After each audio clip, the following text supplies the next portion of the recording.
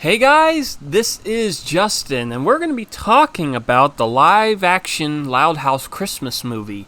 There's a lot to digest here, and I think this is only going to be part one of a series, and I'll explain why in a little bit. But we've got this trailer.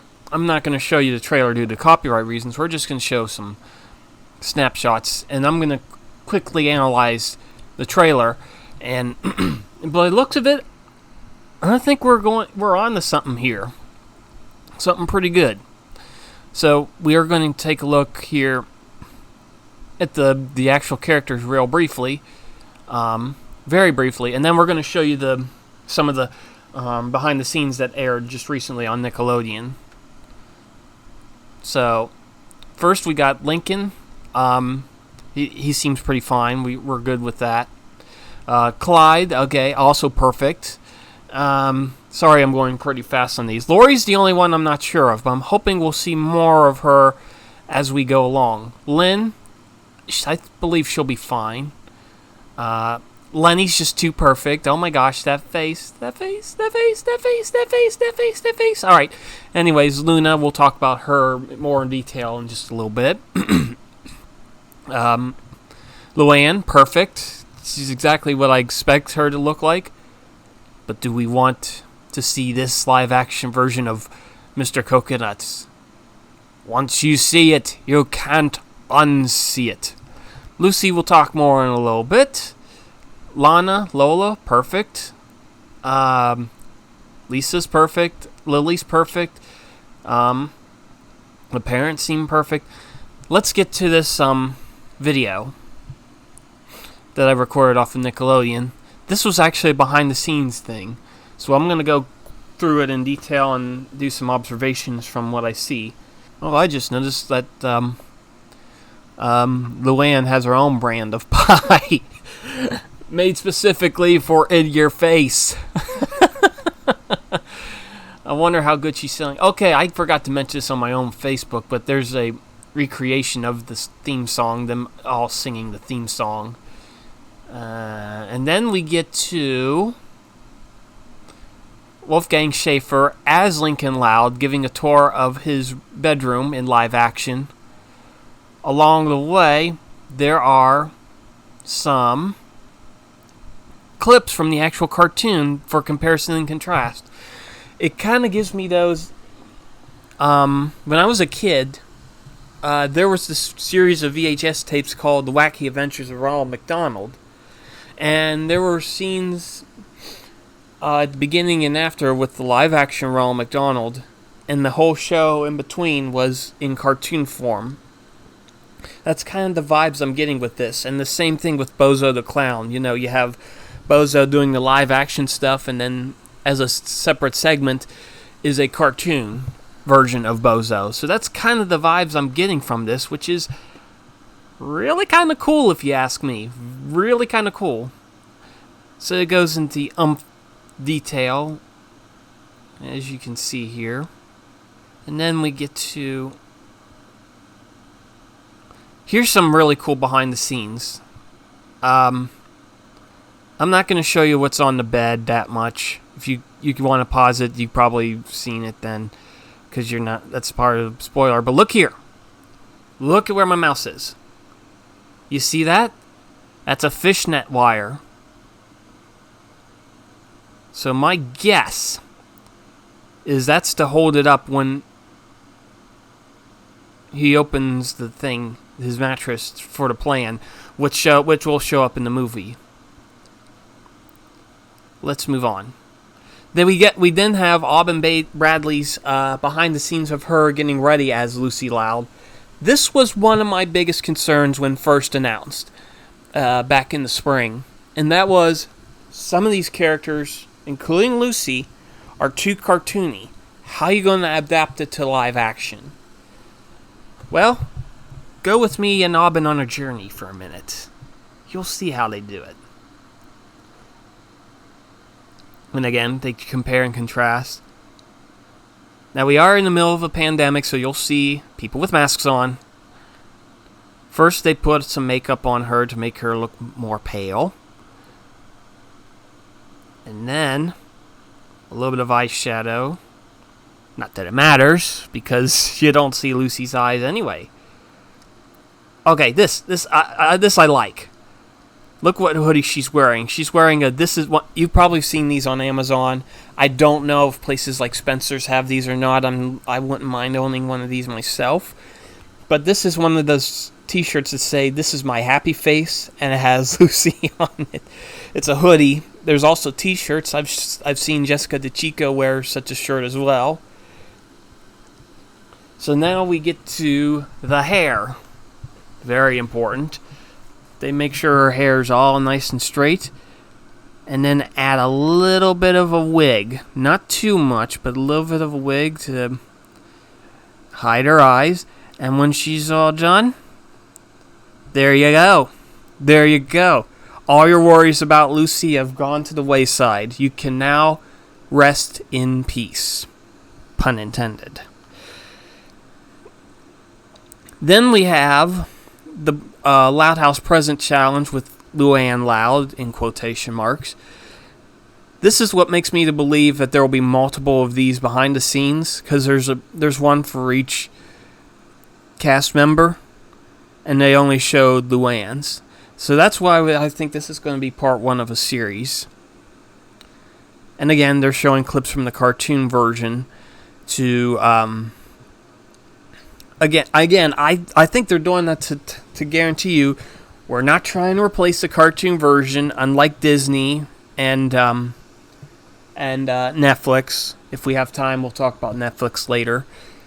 We're not gonna replace it like what Disney's trying to do and failing miserably at. This is just a companion project to give you an idea of how this could look like in live action, and we do believe, as do I, believe this could be well adapted into live action, because this is about a slice of life type of show where you can relate to the different characters. Like, you may have had a sister like Lori. You may have had a sister or a relative like Luann. You may have had a friend like these. You can relate. Or there's a character you might relate to already. Like, I'm the quiet one that unintentionally scares people when I sneak up on them. So I can relate to Lucy. I can relate to Lincoln in some ways. So Luann is a little relatable because of her jokes. Lori's a little relatable because of her being the eldest sister, to coin the phrase. You can relate to... Anyways, we won't get into that much detail. So anyway, she plays the game. And then finally we get an interview with Sophia Woodward, who plays Luna Loud. Luna looks, in my opinion, perfect. There's a few different details here and there. Yeah, she's wearing nettings on her arm. I guess that's kind of an effect detail because they can. And it's a little bit harder to do in cartoon form. There's also some rips here and there on her t-shirt, which has never been like that in the cartoon form. So that's kind of pretty cool. There's some smaller details like the paperclip earring, which is kind of nice. And even details in her own room. She talks about her favorite Loud House. Every single one of these cast members like the Loud House. Let's make that clear. Every single one of them really enjoys the Loud House. So that alone, that helps us with a good, authentic Loud House movie in live action form. And then for all you shippers, this ought to make you happy. Whatevs. So that's pretty much it for the behind the scenes for this round. Now for something not so, quite the opposite of the Loud House movie, where everything seems to be going right.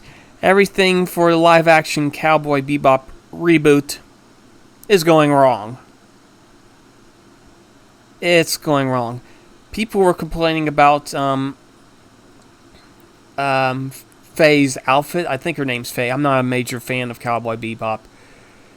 And she says, "Oh, we're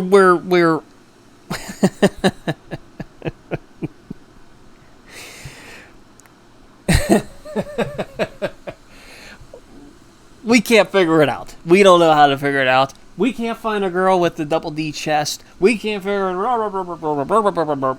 Then what's this? Well, they must have figured something out. We found the girl that's perfect.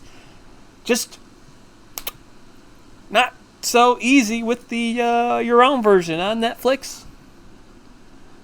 So let's listen in to this. Look dropped today, which was so exciting, and I just wanted to address a couple of things that sort of keep coming up in the comments amongst fans. First, I wanted to apologize to the fans that I Never apologize.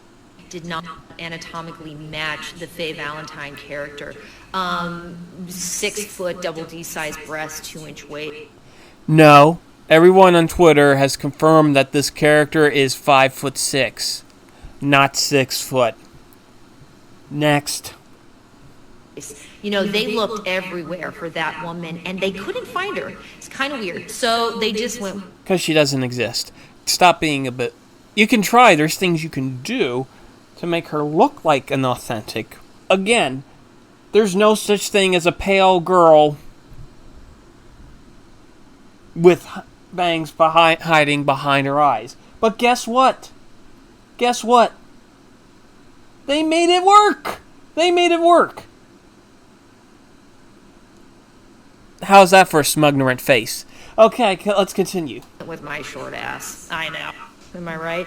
You know, there was talk about, like, can we put Daniela in a time machine and maybe give her different parents so she has different genetic information? Yeah, that's freaking weird there. Better? It proved to be too complicated. And the other thing I wanted to bring up was I want to apologize that the outfit I'm wearing is not... Again, never apologize. Exactly what she wears in the anime. You know, we tried. No, you didn't. But doing stunts in tissue paper, things... Nobody said anything about tissue paper. Nobody said anything about tissue paper. Nobody said anything. Look at this. Does this look like tissue paper to you? It doesn't to me. Dear God. Disappear, they rip, sometimes it just got... Anyway, like I was saying, that original... Oops! Oops! That was a rough jump cut! Oops! Oops! Oops! You ought not have done that! I think she went off script trying to rip the fans there. Not that she already is ripping the fans, but I bet you she went a new low there. Alright, let's finish this freaking video. Costume. They made a couple of them, but like I said, they got sort of slurped up in my various crevices, never to be retrieved again, so we needed to really build... And to be fair, that could be hard. Doing those stunts could be hard to do in that outfit. But come on, man. Come on. Come on. You're Hollywood. You can make it work. It's not so much that they couldn't make it work. They wouldn't make it work. Build something that could withstand the test of time. So, just, you know. And that's it. Oh, and one more thing. One more thing. This meme came to me from Geeky Sparkle's Twitter account. This is Netflix saying no to sexualizing a sexual adult female character, such as her. This is Netflix saying yes to sexualizing children. Children, with allowing cuties still on Netflix, by the way. You go around saying no to sexualizing an adult fictional female character, but yes to sexualizing a child, a 12-year-old child. How dare you? How dare you? Netflix, you're better than this. Stop sexualizing children. What the hell is wrong with you? Anyways, that's all the time we have for this video. We're going to keep going with this series since I have a feeling that we're going to be seeing more of these. So hopefully we'll get some more updates on the Loud House live action movie. And I hope you're having a fantastic day. Have a good day. Peace. Peace.